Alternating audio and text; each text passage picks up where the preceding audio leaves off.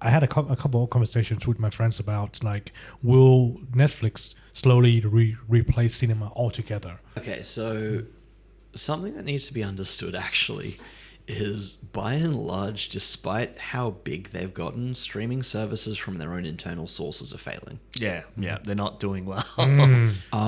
And kind of part of that is the economic system within which they've been created. There is an understanding that they will continue to provide more value for their shareholders, and for most of the streaming services, they've already capped the market. So it's really difficult to continue providing more value when you're already getting a monthly amount of money from as many people as you're getting. Which is why we're seeing these things like the cut down on the multiple homes. Why we're seeing the prices continually going up, even though the adding services ads. aren't adding ads. And so, like, we can wax poetic about the artistic integrity of all this stuff, but to an extent, it is about money. Which also is a good reason to send things back to cinemas and make going to the cinemas special. Yeah, exactly. Like, you know what one of the easiest solutions would be? What would that be? Stop releasing things right after they finish their cinematic run. Yeah, because is it like 3 months now, I feel like? Was it even quicker than that now? I don't even notice. I do remember sometimes with bad movies, it's like a month after it's had a theatrical release. And it's like, oh, we're chucking it on streaming because it didn't do well. Yeah, but the other part of that is because everyone expects it to be like a really quick time in between the So they cinematic don't go to watch it, right? They go, oh, fuck it, I'll watch it when it's at home. Where the experience isn't the same. That's such a good point. Yeah. But I personally don't think the experience is. I'd rather go to a theater to see a movie. Usually if I don't, I've missed it more than But you gonna be paying a cinema price every time you want to watch a film? That's another issue, right? Like can be quite expensive going to the theater as well.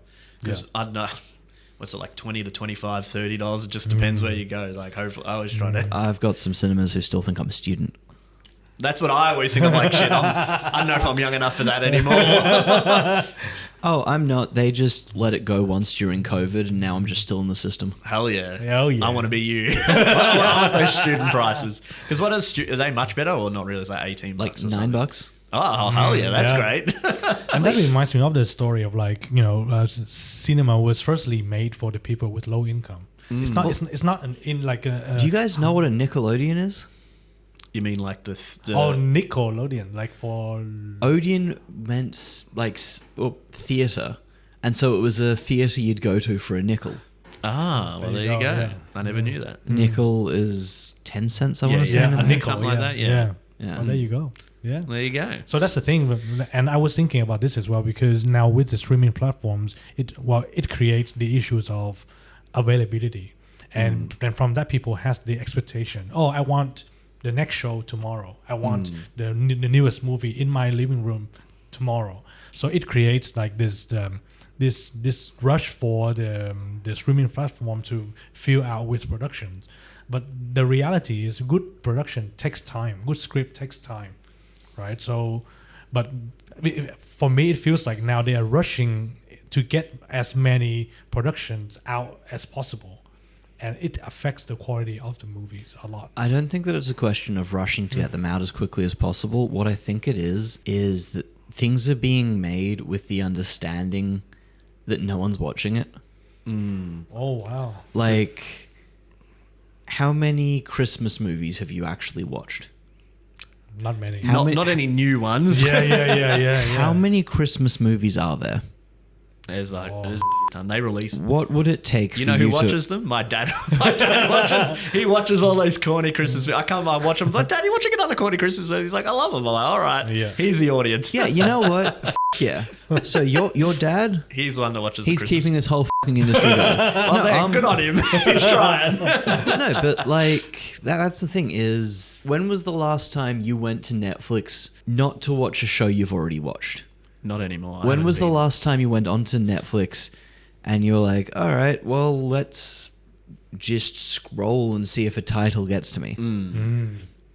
I've tried to give up on that. I hate trying to do that. Once upon a time, the Netflix logo on one of those little boxes actually meant something, right? the original, because they used to be a renting company. You used to rent the CDs Yeah, and stuff. yeah, Because yeah. I remember my cousin got them and stuff, and I'm like, I always forget. I'm like, shit, I always forget because they had to like shit. We've still got like we didn't return you them. still can. Oh, do they still do it? Maybe you could like up until a couple of years ago. I don't know. It's Okay. one of those things where it's like, but yeah. So Netflix original used to mean something. It used to mean a level of quality. Usually that was in television. I think their films were always middling, but Yeah. They had a few hits here and there, but nothing like concrete, I feel. well, I mean, the other problem with that is what does a hit mean if it's Oh, on yeah, a I guess streaming that's true service as that you're well. already paying Yeah. for? Yeah, because that's what another thing that's hard to like grasp is like just because there's a good movie on there doesn't mean you're going to get more people on there essentially because that's what they try to do, don't they? The intention with the model and something that's kind of catching everyone, the whole 2-season deletion thing, is that they're not looking to maintain their subscribers as much as they're looking to gain new ones. But again, as we already said, they already have everyone. That's the thing. Like, how do you get new people when most people are probably already on there or And have had a chance to be on there? they need to adjust their business model to be more about retention rather than Yeah, exactly. Yeah.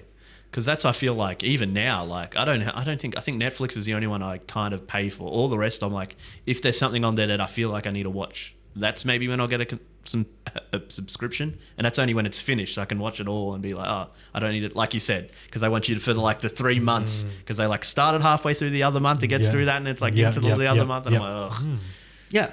And so maybe people like you who juggle subscriptions based on what they want to watch are also priming themselves Yeah, for that's probably- a poor viewing experience. Yeah, that's the other thing as well. Like, I'm probably part of the problem as well. Like, that's the thing.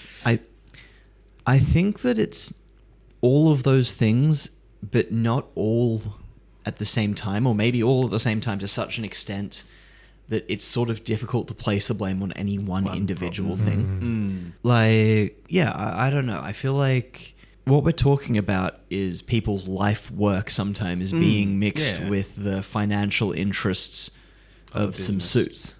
Yeah. And that's what's tough as well, because like there is some good stuff there, but sometimes it's kind of waved off for all the higher ups worrying about the money. Yeah, and in fairness, they should be worrying about the money. That is their thing to worry about. That is the end of the episode. Let us know what you think about the conversation in the comment section below and smash that like button. Ring the bell and subscribe as well, and you better be back next time. And we will see you in the next episode.